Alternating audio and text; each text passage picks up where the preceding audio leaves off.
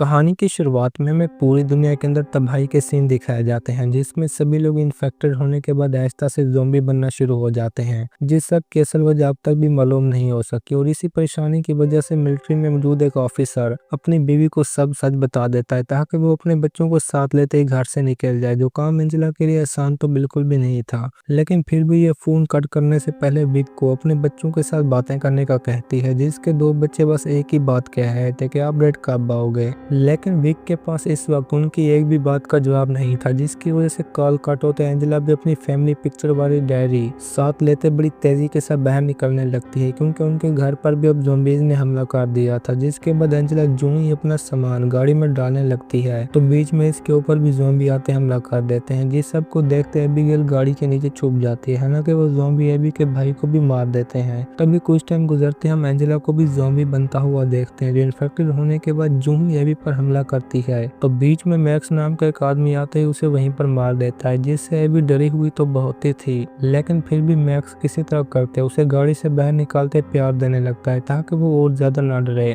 जिसके बाद वो एबी की आंखें और कान बंद करवाते उसके भाई को भी वहीं पर मार देता है, जो मॉम की तरह ज़ॉम्बी बन चुका था। अब भी सबके बाद हमें भी 10 साल आगे का सीन देखने को मिलता है, जहाँ पर पूरी दुनिया तबाह हो चुकी थी, क्योंकि ज़ॉम्बी वायरस ने पूरी दुनिया को तबाह कर दिया था। खासकर इंसानों का तो नामो निशान भी बाकी नहीं था। तभी हम उसी बीच एबी को भी देखते हैं, जो मैक्स के साथ ट्रेनिंग कर रही होती है, और अब तो ये काफी बड़ी भी हो चुकी थी, जिसे मैक्स ने अपनी हिफाजत करने के लिए हर वो चीज सिखाई थी जिस सब के बारे में वो खुद जानता था। और इसीलिए आज के दिन ही एबी का एग्जाम था, जिसे अपने सामने एक जानवर को स्नाइपर के साथ मारना था। जिसके बाद ये लड़की भी मैक्स के बताने पर बिना गलती किए एक ही बार में जानवर का काम तमाम कर देती है, जिससे मैक्स बहुत ही हैप्पी हो जाता है, क्योंकि वो जान चुका था कि अब एबी बहुत कुछ सीख चुकी है, जिसकी वजह से वहीं पर आगे जाते मीट काटने में लग जाता है, ताकि आज के दिन के खाने के साथ साथ कुछ आगे के लिए भी इकट्ठा कर ले। जबकि एबी खुद वहीं पेड़ पर निशान बनाने लगती है, क्योंकि आज के दिन ये दोनों इसी जंगल में रात गुजारने वाले थे। और इसी के साथ हमें ये भी मालूम होता है कि एबी बचपन से लेकर आज तक मैक्स के साथ आ रही थी, और वो कभी भी एक जगह पर टिक कर नहीं रह सके, जिससे ये बात तो वाज़ेह हो जाती है कि इस बच्ची की सारी जिंदगी बस आगे बढ़ने में ही गुजरी, जो इस टाइम कैंप पर जाते ही खाना बनाने लग जाते हैं। तभी मैक्स भी अपने चारों तरफ कुछ ट्रैप्स लगा देता है, जिनका बस एक ही काम था कि ज़ॉम्बीज़ के आने पर नींद से जगाना। वो ये मैक्स रोजाना करता था। जिसके बाद एबी भी अपनी डायरी पर ड्राइंग बनाते वहीं सो जाती है। तभी रात टाइम जब ये दोनों सो रहे थे तो बीच में घंटियों की आवाज सुनते मैक्स जान जाता है कि यहाँ पर खतरा है। जिसके बाद कैंप से बाहर निकलकर जंगल के अंदर देखना शुरू कर देता है, और वो इस सब के लिए बिल्कुल तैयार भी था।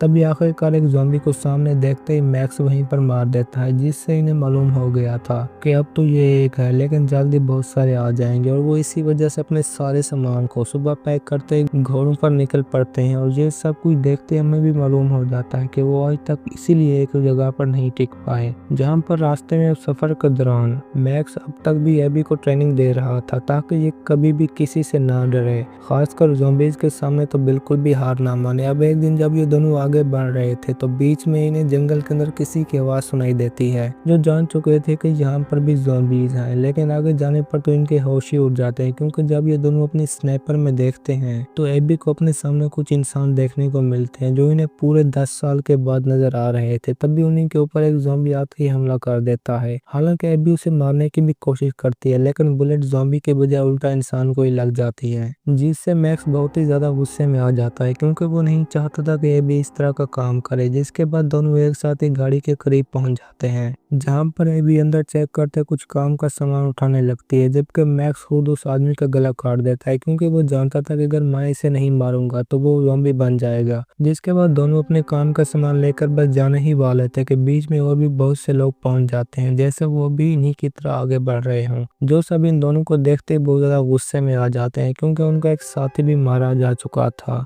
जिसके बाद वो एबी और मैक्स को गन नीचे फेंकने का भी कहते हैं, जिनके तरफ बहुत ज्यादा होने पर इन्हें भी उनकी बात बात माननी पड़ती है। तभी हमें इन लोगों के साथ एक प्रेग्नेंट लेडी भी नजर आती है, जो गाड़ी से बाहर निकलते मैक्स को बताती है कि हम यहाँ पर एक कॉलोनी की तलाश में आए हैं जहाँ पर लाइफ गुजारने की हर चीज मौजूद है। जिनकी अभी ये बातें हो ही रही थी कि बीच में ज़ॉम्बी की एक बहुत बड़ी फौज इन्हीं के ऊपर हमला कर देती है और ये भी एक साथ उनसे लड़ना शुरू कर देते हैं, जिनकी तादाद तो कम होने का नाम ही नहीं ले रही थी, जिन्हें वो सभी लोग एक साथ मारना शुरू कर देते हैं। जबकि मैक्स और एबी सब में फुल ट्रेन थे, जो आखिरकार प्रेग्नेंट लेडी मेगन और उसके हस्बैंड को साथ लेते वहां से निकल पड़ते हैं ताकि अपनी जान तो बचा सकें। जहां पर रास्ते में हम मैक्स का मैप भी देखते हैं, जो अपना सारा सफर उसी के मुताबिक करता था कि हम इस वक्त कहाँ पर मौजूद हैं। वो हर हाल के अंदर ही नदी किनारे के साथ चलना पसंद करता था, जिनके कुछ टाइम आगे जाते गाड़ी भी खराब होकर परेशानी में इजाफा कर देती है, जिससे वो जान चुके थे कि हमें आगे पैदल ही बढ़ना होगा और वो ऐसा ही करते हैं। जहाँ पर मैक्स आगे जाने से पहले अपनी गन चेक करते ही रास्ते पर निकल पड़ता है, क्योंकि नदी तक जाने के लिए इन्हें 6 दिन सफर करना होगा, जिन्हें अपने सामने कुछ बिल्डिंग भी तबाह हालत के अंदर देखने को मिलती है, जहाँ पर वो कुछ टाइम रेस्ट करते हैं ताकि दोबारा से अपना सफर जारी रख सकें। लेकिन मैक्स बिल्कुल भी नहीं चाहता था कि हम इस कपल के साथ आगे बढ़ें, जिनकी बड़ी मुश्किल थी मेगन,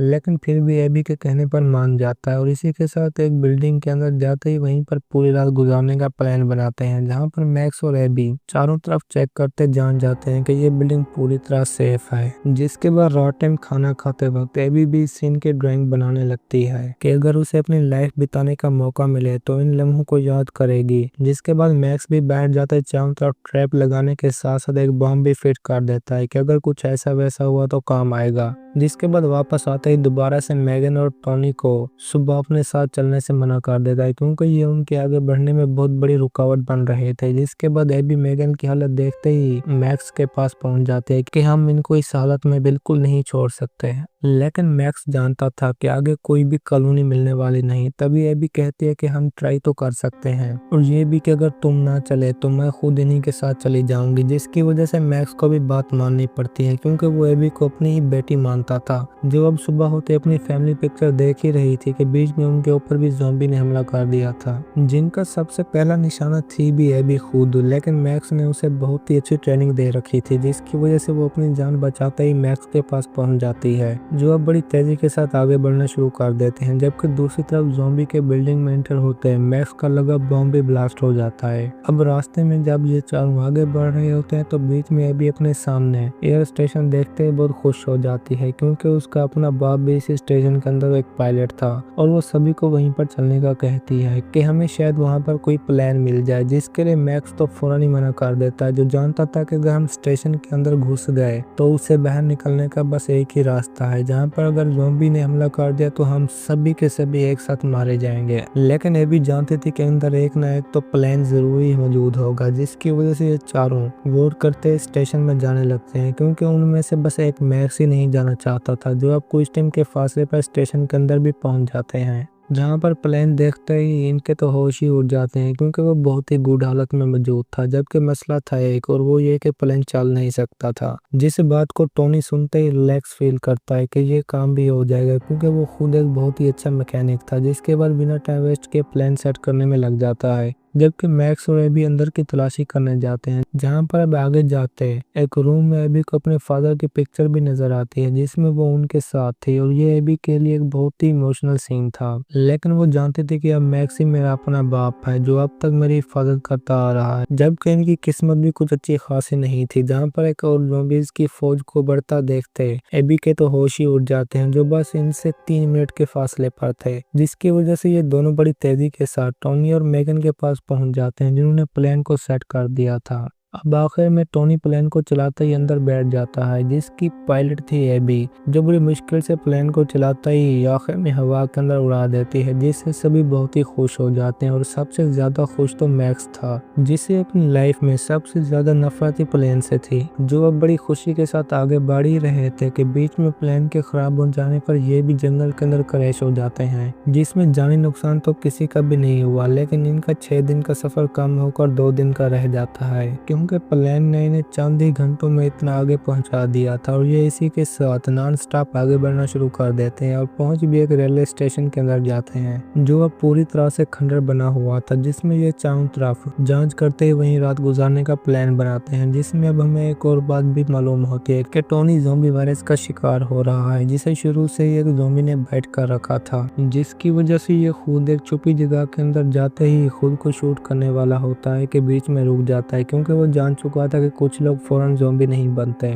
इसलिए मुझ पर जब असर होगा तो उसी टाइम खुद की जान ले लूंगा, जिसके बारे में मैक्स और मेगन बिल्कुल भी नहीं जानते थे। जिसे मैक्स प्रेग्नेंट देखते ही अपनी वाइफ के बारे में बताने लगता है कि वो भी तुम्हारी तरह प्रेग्नेंट थी जब हमारे ऊपर ज़ॉम्बीज ने अटैक कर दिया था, जिसमें उसकी जान मैं नहीं बचा सका, लेकिन फिर भी किस्मत ने मुझे एबी अपनी बेटी के तौर पर दे दी और यही अब मेरा सब कुछ है। जिससे मेगन भी बहुत ज्यादा इम्प्रेस होती है, जो सुबह टाइम होते ही अपने आगे के सफर पर निकल पड़ते हैं, जिसमें वो कुछ ग्रोसरी फील्ड्स को पार करते ही एक जंगल के अंदर पहुंच जाते हैं, जहां पर मेगन को भी शक हो गया था कि टोनी की हालत कुछ अच्छी नहीं है, जिसकी वजह से मैक्स एबी को इशारा करते ही मेगन को आगे ले जाने का कहता है, जबकि खुद टोनी पर गन तान देता है कि तुम खुद मरना पसंद करोगे या नहीं, या मैं तुम्हें खुद मारूं। जिसके बदले में टोनी से यही बात कहता है कि जब मेरा टाइम आएगा तो मैं खुद को उसी वक्त ही मार दूंगा, और इसी वजह से मेरे पास गन भी मौजूद है। जिन्हें वहीं पर ही आगे जाते जंगल के अंदर एक हाउस देखने को मिलता है, जिसमें से एक बूढ़ा आदमी बाहर आते ही इन्हें अपनी सभी गन्स एक बॉक्स में डालने का कहता है, जिन्हें अब अंदर आते मालूम हो जाता है कि ये बूढ़ा एक साइंटिस्ट है और वो यहाँ पर अपनी बीवी के साथ रह रहा था, जिसका फिलहाल तो कोई बेता पता नहीं। जिसके बाद एबी भी बात में जाते फ्रेश होने लगती है, क्योंकि उसे कई दिनों के बाद इतना अच्छा माहौल मिल रहा था। जिसके बाद बाहर निकलते ही अपनी ड्राइंग बनाने लग जाती है, जबकि मैक्स अपनी बीवी की पिक्चर देखने लगता है, जिन्हें देखने के बाद वो बस रोने ही वाला था कि बीच में मेगन के बुलाते वहीं पहुंच जाता है, जो बिना टाइम वेस्ट किए मैक्स को एक प्रॉमिस करने का कहती है कि अगर मुझे कुछ भी हो गया तो तुम मेरे बच्चे को बिल्कुल एबी की तरह पालोगे। जिसको मैक्स भी यकीन दिला देता है कि अगर तुम्हें कुछ हुआ तो इस बच्चे को जरा भी नुकसान नहीं होगा। जिन्हें अब ड्रिंक पिलाते हैं, ये साइंटिस्ट भी ज़ॉम्बी के बारे में बताने लगता है कि ये सब कुछ एक एक्सपेरिमेंट फेल होने की वजह से हुआ, जिसकी वजह से मैं और मेरी बीवी इन्हें रोकने के लिए एक मशीन बना रहे थे ताकि वो हमें कुछ भी ना कह सके, और इन्हीं बातों के दौरान ही ये सभी बेहोश हो जाते हैं। जबकि टोनी के साथ ऐसा नहीं होता, जिसे अभी साइंटिस्ट मशीन के साथ कंट्रोल करते ही रस्सी से बांध देता है, जहाँ पर बाकी सब भी होश में आते खुद को बंधा हुआ पाते हैं। जिन्हें अभी साइंटिस्ट एक एक करते अपनी बीवी को खिलाने वाला था, जिसका वो केस से खोलते ही इन्हीं के ऊपर छोड़ देता है, क्योंकि इसकी अपनी बीवी भी ज़ॉम्बी बन चुकी थी। लेकिन बीच में टोनी रस्सी तोड़ते ही सभी को आजाद करा देता है, जिसके बाद ये सभी अपने सामान को लेने के साथ साथ मैक्स साइंटिस्ट की गाड़ी की कीज लेते ही उसे चलाकर सभी के साथ वहां से निकल पड़ता है ताकि अपनी जान बचा सके। लेकिन उनके पीछे भी बहुत से ज़ॉम्बीज लग चुके थे, जहां पर सबसे बड़ा मसला आगे जाते ही इनके होश उड़ा देता है, जिन्हें रास्ते में पेड़ गिरा होने की वजह से पैदल ही भागना पड़ता है, जबकि पीछे ज़ॉम्बी थे। जिसकी वजह से टोनी वहीं रुक कर टाइम बचाने का सोचता है ताकि ये कॉलोनी में पहुंच सके, जो बहुत ही करीब पानी में बनी हुई थी। जिसके बाद वो एक एक करते सभी ज़ॉम्बीज को मारना शुरू कर देता है, लेकिन लास्ट में एक ज़ॉम्बी पीछे से आते ही टोनी का काम तमाम कर देता है। जहां पर अब इतने टाइम में मैक्स और एबी मेगन के साथ कॉलोनी के अंदर पहुंच जाते हैं, जहां पर मौजूद सभी लोग ऊपर से इन तीनों को प्रोटेक्ट करते ही अंदर ले आते हैं, और इसी के साथ मेगन भी वहीं पर एक बहुत खूबसूरत बच्चे को जन्म देती है, जिससे वो बहुत ही खुश थी। और ऊपर से खुद एबी भी अपनी उम्र के बच्चों को देखकर बहुत ज्यादा खुशी में थी, जहां पर अब उसने एक दोस्त भी बना लिया था। लेकिन मैक्स फिर भी उसे होशियार रहने का कहता है, जो इस टाइम एक छोटे से बने क्लब में पार्टी करना शुरू कर देती है, जिसे इस तरह का माहौल जिंदगी भर कभी भी नहीं मिला था। और इसी के साथ एबी को वहां पर मौजूद एक लड़का कॉलोनी में मौजूद एक टनल के बारे में भी बताता है कि अगर यहाँ पर कभी भी ज़ॉम्बीज ने हमला किया तो हम बाहर निकल सकते हैं, जिसके बारे में वो पहले से ही जानते थे कि यहाँ पर भी हम सेफ नहीं। और दूसरी तरफ कॉलोनी की डॉक्टर मैक्स के पास आते ही बता देती है कि बच्चा तो सेट है, लेकिन हम मैगन को नहीं बचा सकेंगे। जिसके बाद मैगन के करीब जाते ही मैक्स यकीन दिलाता है कि मैं इस बच्चे की हिफाजत करूंगा, जिससे वो साथ लेते ही रूम में पहुंच जाता है। लेकिन परेशानी इससे भी बड़ी थी। जहाँ सुबह होते साइंटिस्ट भी सभी ज़ॉम्बीज़ को साथ लेते कॉलोनी के अंदर पहुंच जाता है, जिसके बाद चारों तरफ भगदड़ मच जाती है। लेकिन एबी और मैक्स उनको मारना शुरू कर देते हैं और ये भी कि सभी लोग टनल के अंदर जाएं, जिसमें जाने के दौरान रास्ते में साइंटिस्ट भी मैक्स के ऊपर हमला कर देता है। लेकिन ये भी कम नहीं था, जो हर बार अपने वार के अंदर साइंटिस्ट की मशीन के टुकड़े कर देता है, जिससे सभी ज़ॉम्बी इस आदमी को वहीं पर ही मार देते हैं। जबकि दूसरी तरफ सभी लोग टनल से बाहर निकलकर इन दोनों के इंतजार में थे, जो आखिरकार बाहर निकलते ही इस पूरी कॉलोनी को ब्लास्ट करते उड़ा देते हैं। लेकिन अब भी एक ज़ॉम्बी बाहर आ गया था, जिसको देखते ही मैक्स उससे लड़ना शुरू कर देता है। लेकिन यहीं पर एबी को मालूम हो जाता है कि ये उसी का अपना ही डैड है, जिसके हाथ में आज तक भी एबी का दिया हुआ ब्रेसलेट मौजूद था। लेकिन फिर भी ये मैक्स को बचाने के लिए उसी वक्त गन चलाते ज़ॉम्बी को मार देती है और खुद भागते मैक्स को गले लग जाती है। जहाँ पर बस अब यही एक आदमी ही सभी लोगों का सहारा था, जो इसी वक्त मैगन के बच्चे को साथ लेते इस समंदर में मौजूद एक आइलैंड की तरफ निकल पड़ते हैं, ताकि अपनी बाकी जिंदगी वहीं पर सुकून के साथ गुजारें। और इसी के साथ हमारी भी आज की ये कहानी खत्म होती है। दोस्तों, अगर आपको हमारी कहानी पसंद आई हो तो वीडियो को लाइक, शेयर और चैनल को सब्सक्राइब जरूर कीजिए।